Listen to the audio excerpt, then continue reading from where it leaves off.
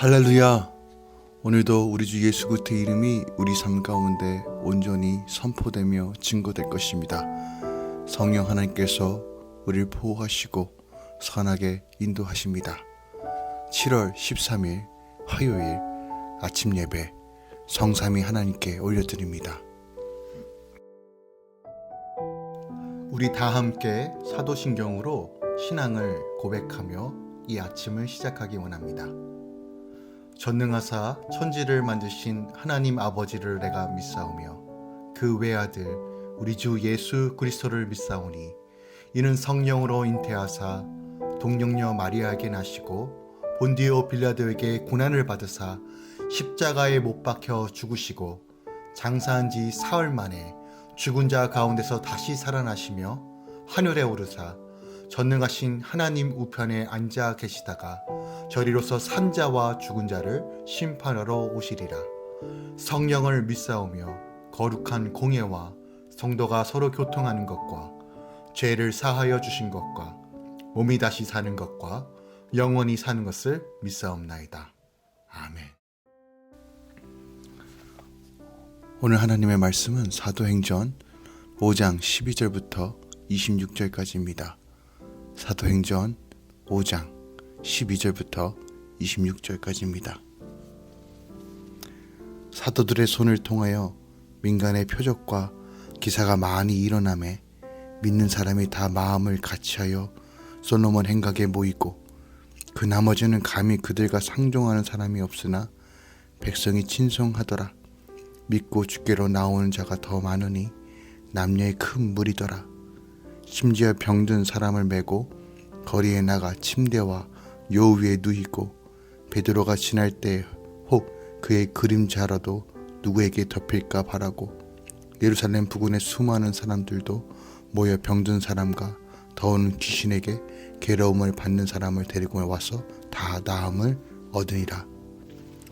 대제사장과 그와 함께 있는 사람 즉 사두개인의 당파가 다 마음의 시기가 가득하여 일어나서 사도들을 잡아다가 옥에 가두었더니 주의 사자가 밤에 옥문을 열고 끌어내어 이르되 가서 성전에 서서 이 생명의 말씀을 다 백성에게 말하라 하매 그들이 듣고 새벽에 성전에 들어가서 가르치더니 대제사장과 그와 함께 있는 사람들이 와서 공회와 이스라엘 족속의 원로들을 다 모으고 사람을 옥에 보내어 사도들을 잡아오라 하니 부하들이 가서 옥에서 사도들을 보지 못하고 돌아와 이르되 우리가 보니 옥은 든든하게 잠기고 지키는 사람들이 문에 서서 있으되 문을 열고 본즉 그 안에는 한 사람도 없다이다 하니 성전 맡은 자와 제사장들이 이 말을 듣고 의혹하여 이 일이 어찌 될까 하더니 사람이 와서 알리되 보소서 옥에 가두었던 사람들이 성전에 서서 백성을 가르치더이다 하니 성전 맡은 자가 부하들과 같이 가서 그들을 잡았으나 강제로 못함은 백성들이 돌로 칠까 두려워함이더라. 아멘. 하나님의 말씀입니다. 사도행전 5장 초반에는 교회 안의 시련과 어려움, 즉 아나니아와 삽비라 부부의 거짓 봉헌 사건으로 인하여 위기를 겪었던 교회가 이제 그 문제를 극복한 후에 이야기가 기록되어 있습니다. 본문 12절부터 16절은 성령의 권능으로 충만한 사도들이 베푼 이적과 놀라운 지도력으로 인해 확고하게 교회가 성장하고 있는 모습을 보게 됩니다. 복음으로 다시 한번 일어서는 예루살렘 교회, 그리고 이제 복음이 예루살렘을 넘어 다른 곳까지 점점 확장되는 모습들이 기록되어 있습니다. 특별히 우리가 두 가지 사실에 좀 주목해야 하는데요. 먼저 아나니아와 삽비라 사건으로 인하여 훼손되었던 공동체의 순수성을 성령의 역사로 회복된 예루살렘 초대교회가 하나님의 능력을 힘입어 더욱 확장되고 성숙되었다는 것입니다. 이것은 순결함과 거룩함을 유지하여 하나님의 뜻에 부합된 진실한 교회가 하나님의 은혜와 축복을 받으며 성령의 권능을 발휘할 수 있다는 교훈을 줍니다.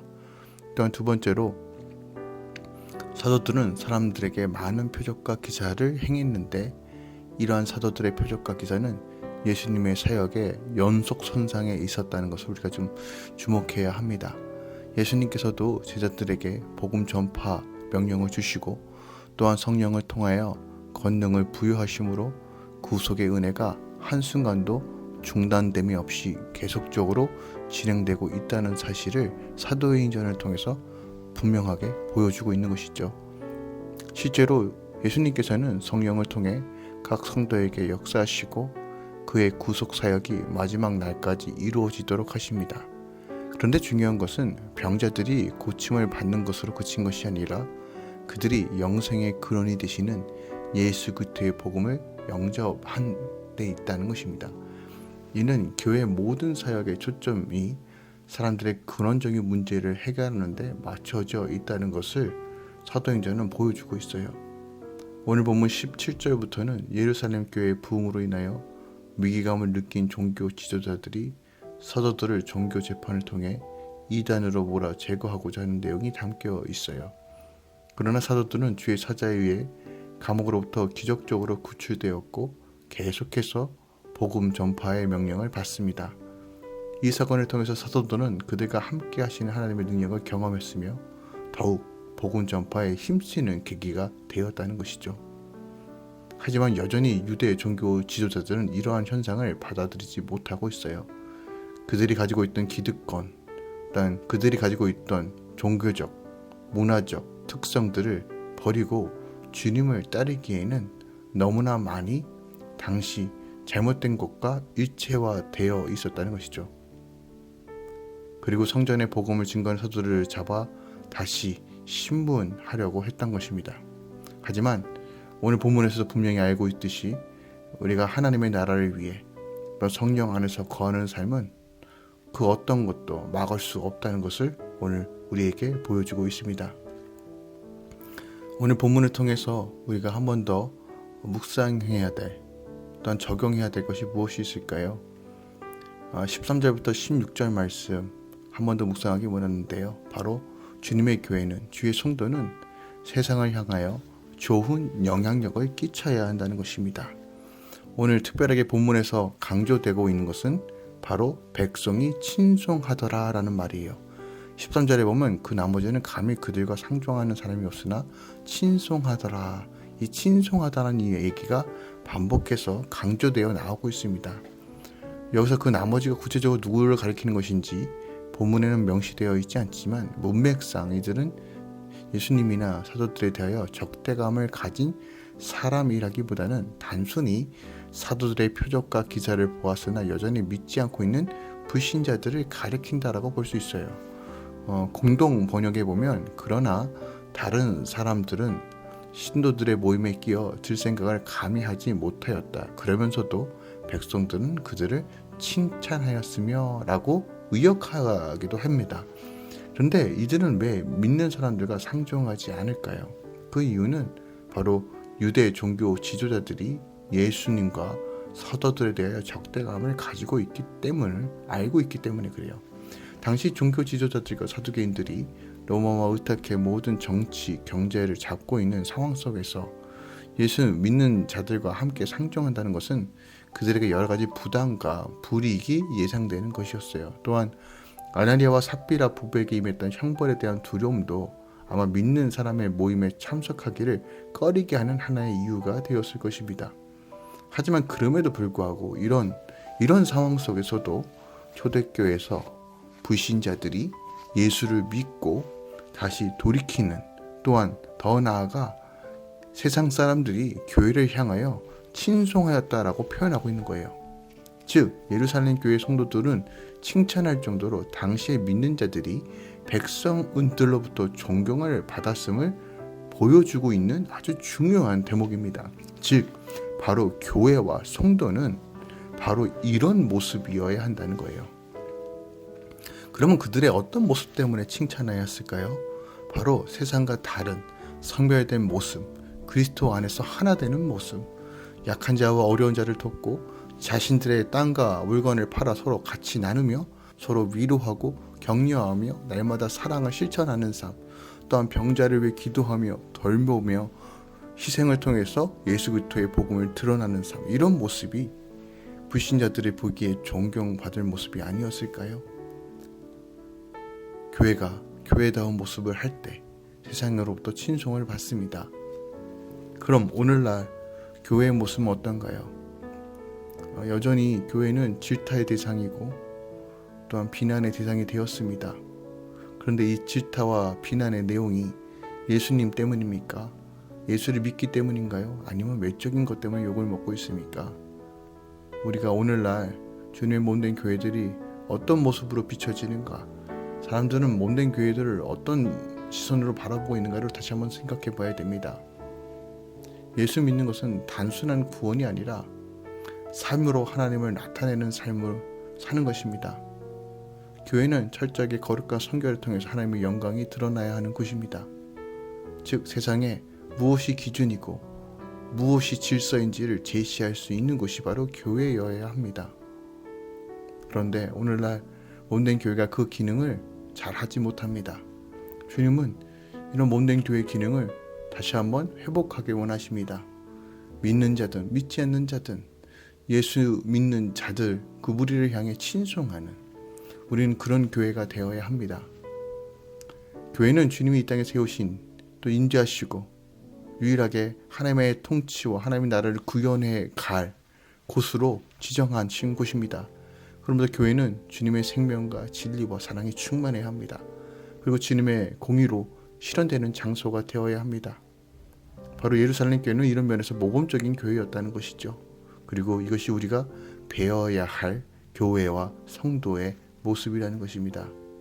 오늘 하루 우리 안에 이런 갈망이 있었으면 합니다. 하나님, 다시 한번 몸된 교회가, 특별하게 할렐루야 공동체와 또한 여러분 각자 섬기고 있는 교회가 하나님 보시기에도 또 세상이 보기에도 거룩하고 성별되며 하나님만 드러나는 교회로 나아가기 원합니다. 선한 영향을 끼치며 복음의 향기를 온전히 증거하는 교회로, 또한 성도의 삶으로 인도해 달라고, 우리를 훈련해 달라고 그렇게 기도하며 이 아침 시작하길 원합니다. 기도하겠습니다. 주님, 사도행전에 기록되어 있는 예루살렘 교회는 백성들로부터 친송받았습니다. 그 이유가 무엇일까요? 그들이 교회다운 모습, 하나님께서 원하시는 모습이었기 때문입니다. 근데 오늘날 우리가 참으로 안타깝습니다. 교회가 그 기능을 잘하지 못합니다. 그러나 다시 우리가 이것을 회복해야 함을 기억합니다.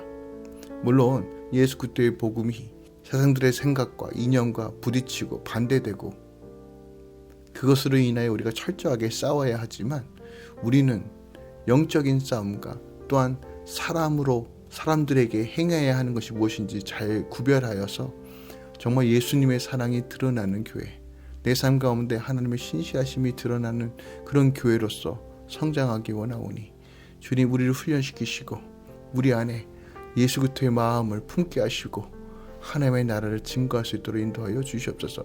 특별하게 하나님, 이 아침에 기도하는 것은 우리 자녀들, 아이들이 예수의 향기가 드러나 어딜 가서든 무엇을 하든 어느 곳에 보내지든 또한 어느 곳에 들어오든 복을 받고 나가서도 복을 받으며 하나님의 복음이 흘러가는 통로로 마음껏 사용하여 주시옵소서. 이제는 우리 주 예수 그리스도의 은혜와 우리 하나님 아버지의 놀라우신 사랑과 성령님의 내주셨던 충만히 역사하심이 오늘도 주님을 바라보며 내가 거룩하고 성별되게 주의 영광을 드러내며 또한 이 땅 가운데 참된 교회의 모습을 세우고자 결단하며 나아가려고 하는 모든 성도들의 삶 가운데 직장과 사업터 가운데 이제부터 영원까지 함께 있을지어다. 아멘.